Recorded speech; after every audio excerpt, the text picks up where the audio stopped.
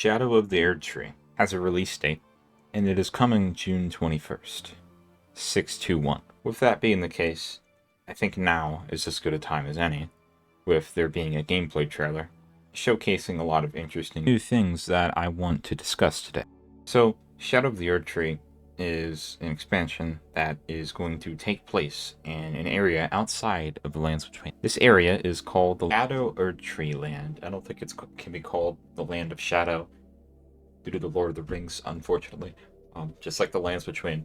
But this place exists outside of the Lands Between. It was disconnected from the Lands Between due to some story elements that have not been revealed. This was all stated by Miyazaki in an interview before the reveal.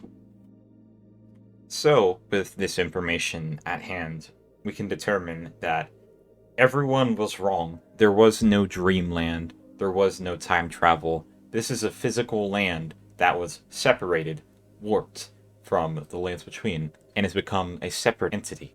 With the argument of the setting taken care of, I want to discuss this prominent character shown throughout the trailer. He's called Messmer the Impaler. He is going to be a very important character throughout this expansion. He's shown at the very end, and there's a lot of crossovers between him and the base game, and stuff that connects with this character that fills in some gaps. So, this Messmer character is a key character to the story of Shadow of the Erdtree, and in the interview, Miyazaki goes on to say, there's an element of shadow to him, which is a key element throughout the DLC, and as you notice towards the end of the trailer, you see that he's sitting on a throne that is similar to the throne that is seen in the Morgott boss room. You could speculate this already, just off of that information, but he goes ahead and tells you that Messmer stands on equal footing to those of the other demigods and children of Marika, who sat around at these thrones and held the rooms of the Erdtree. You can see that he is a threat to other demigods and rivals them in power.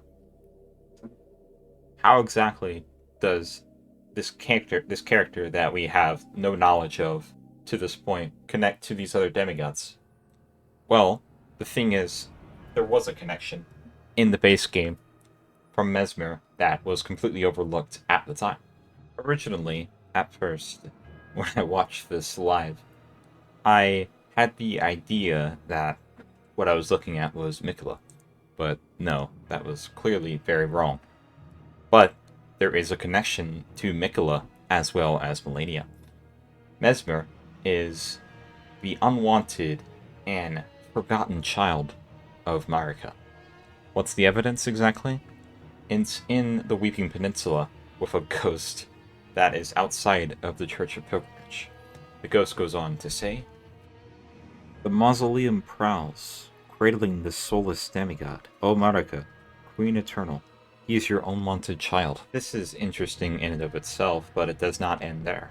Inside the walking mausoleum is a headless corpse, as with every mausoleum, I believe, but the special thing about this one is the mention of a soulless demigod within this specific mausoleum. Messmer is depicted with symbolism that is in opposition of the Erdtree.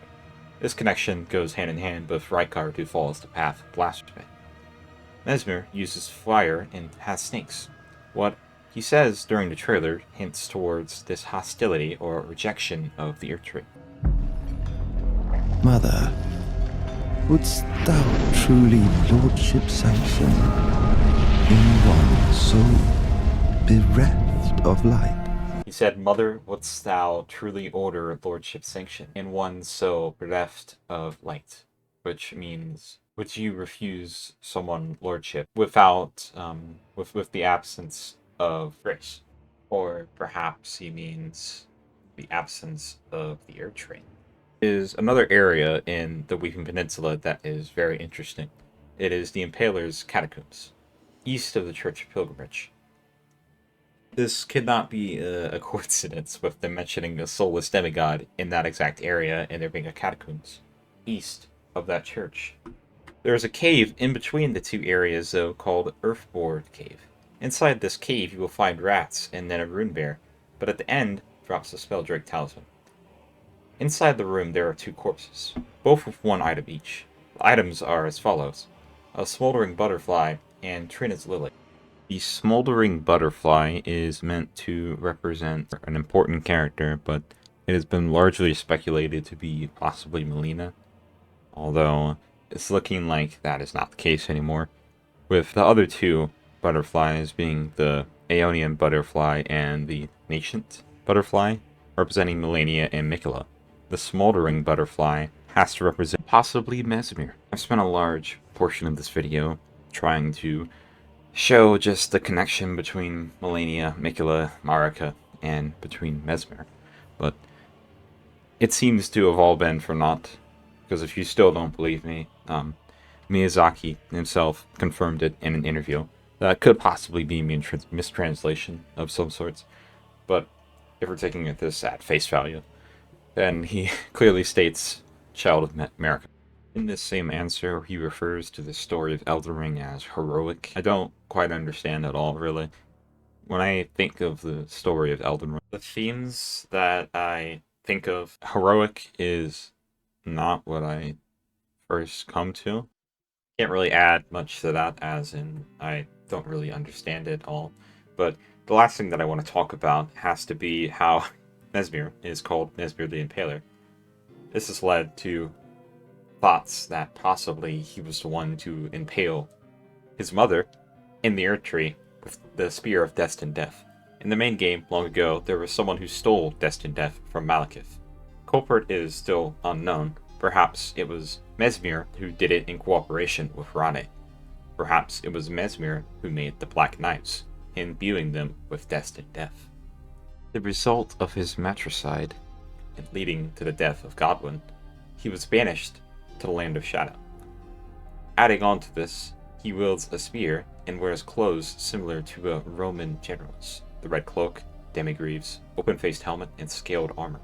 The spear could be related to the Spear of Destiny. The spear would stab Jesus through the side, through the ribcage, being called the Spear of Destiny. Really uncanny how many parallels you can draw here, but it's a nod to the story of Dark Souls, with the third son of Gwyn. As you may know, for his act of blasphemy, he was cast out of the land and scrubbed from all history, forgotten and not to be remembered.